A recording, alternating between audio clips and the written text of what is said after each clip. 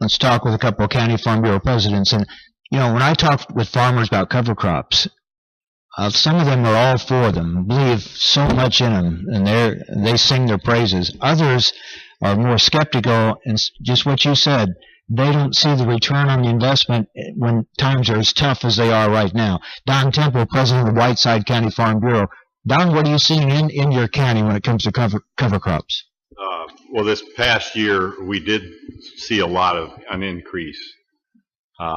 This spring, there were a lot of problems, like Dave mentioned, and I don't know if people will pull back from them. I know some of them still are anxious to get those cover crops out there, and they're trying to figure out, okay, what do we have to do to make sure we get it killed if there's a late spring and we can't get out there. I think that was their problem, is it just got oversized, and when they went to plant the crops, they had some problems.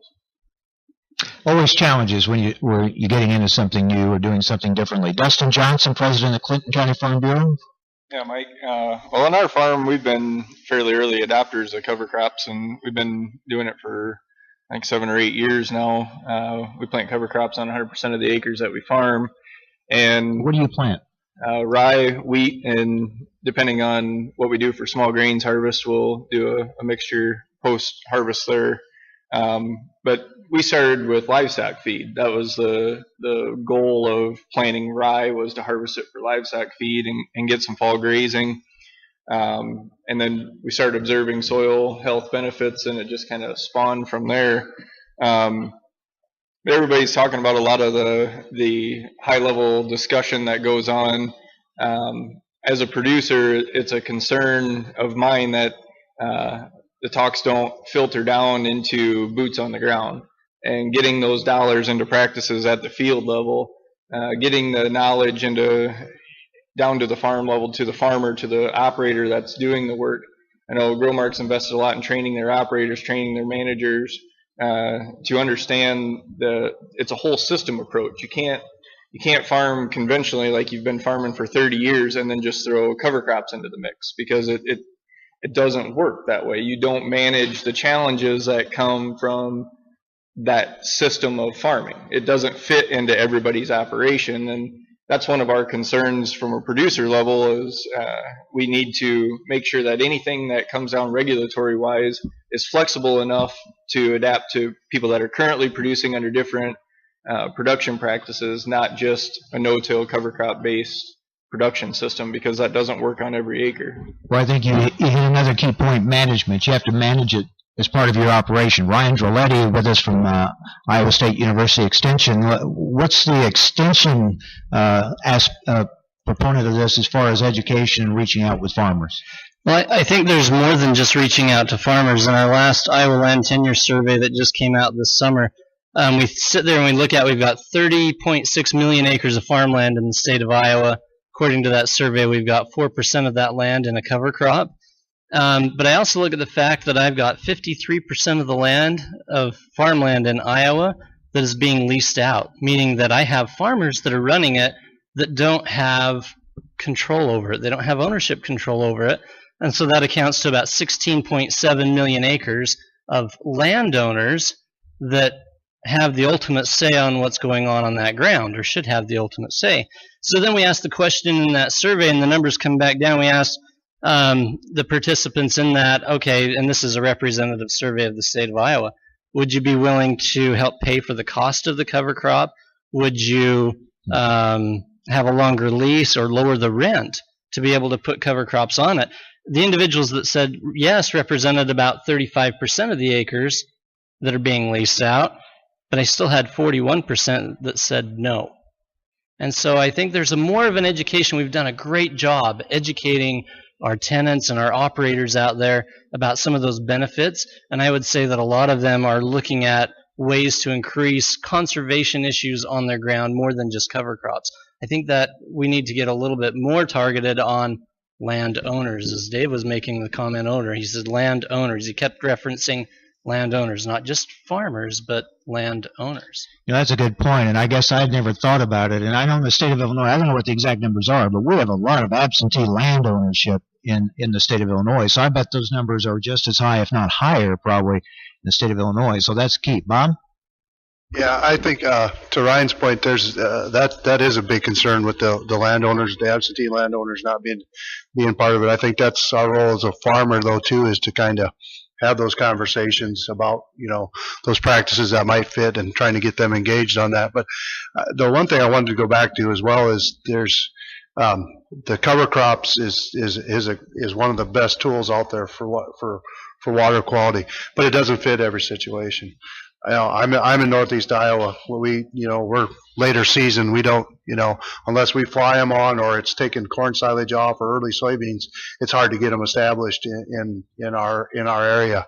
But the point I want to make is it's a tool in the toolbox. There's a lot of tools in that toolbox that we can use. There's a lot of conservation practices. There's a lot of things that we can do, and I think we have to. Once again, it goes back to the information getting out to the farmers, the boots on the ground, as you had mentioned, about getting those tools to the farmer, to getting them to understand it. I talked about the bioreactor we're looking at putting in. I talked to the guy that does our tiling, and he's hesitant because he's not done one and he doesn't know if he's comfortable doing it. Let's put it that way. It's an education process. It's experience. It's a learning process. So I think that's where we're at all levels of this, but we just need to continue to be engaged and keep the farmer engaged. And Mike, I have one more to add to that. Okay, Ryan. We also have 34. We talk about absentee landowners, but I would say maybe a different way to look at it is I've got landowners that have no experience farming. And that number is 34%, representing 34% of the land in Iowa is owned by somebody that doesn't have experience farming. And so we need to do some education there.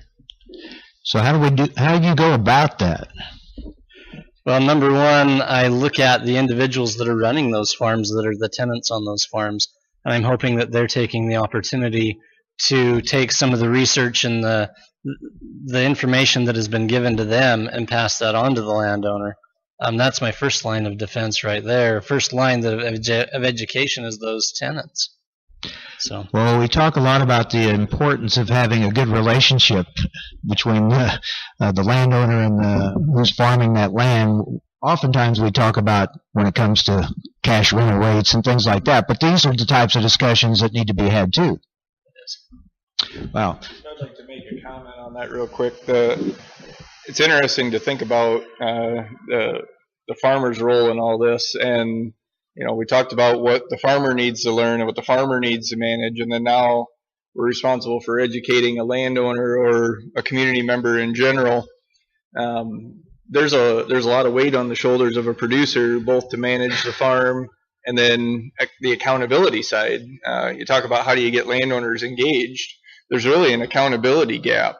The accountability falls on the operator, not the landowner. And so there's really no incentive for a landowner to step up and give up some rent money or invest some money in their own if they don't believe that's the right thing to do or don't have a vested interest in the long-term sustainability of the land.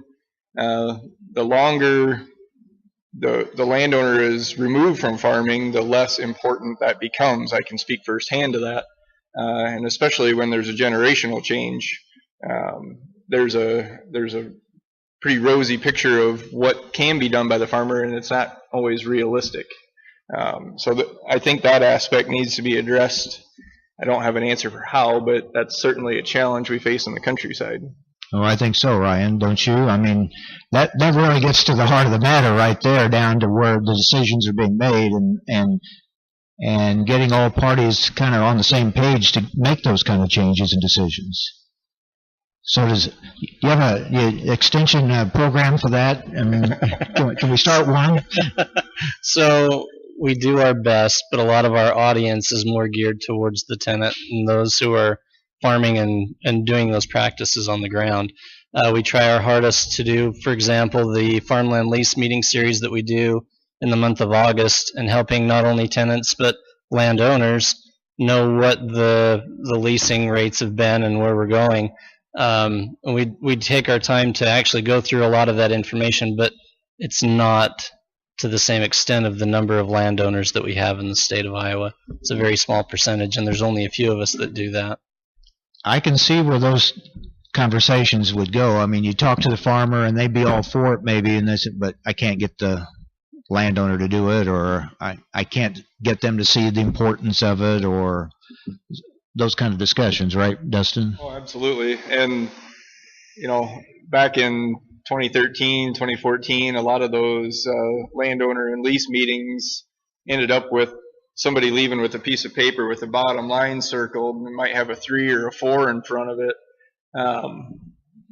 That was fine for a year or two, but now as things have kind of cycled back down, you know, the leases need to adjust to that, and I feel like there's a lead and a lag. It was quick to catch up, but now we're pretty slow coming back down on the backside, and there was a lot of complaints about those meetings triggering a lot of increases in rent, where that money could have been reinvested and sent to an absentee landowner. But that's neither here nor there. But that's a constant battle we face, trying to negotiate a fair lease rate. I lease 100% of my ground, so it's a constant challenge. And education is huge. Communication is huge. But at the end of the day, if the landowner doesn't believe in what you're doing, it's really tough to continue on and make those investments. So, Julie, we have a lot of partners here. We just got to get them all together, right? Yeah, I think there's a common theme in so much of what we're talking about, and it's communication and the need for more communication. I think we do a really good job as an industry, but you know, I farm with my husband, and I have recognized for quite some time that both our urban counterparts, our landlords, others don't always understand what that means on a day-to-day basis, and what that means, and how you manage the farm, and what you invest in, and all those kind of things. So you're right. I see tons of partners, great partners around the table here, and we're all doing our best to share those messages, but there's always more that we can do. So, you know, whether it's a Rotary Club in a suburban area, or, you know, doing a media interview, or just hosting people out on our farm, I think there's always more that we can do to open up our doors, have these conversations, whether it's about conservation and sustainability, or, you know, how we raise our livestock, or, you know, any of these issues that people ask about. As long as we're willing to host them and show them physically what we deal with on a daily basis, and the things that we think about in terms of what to do on our farm, I think we're headed in the right direction. We just need to continue to do more of that.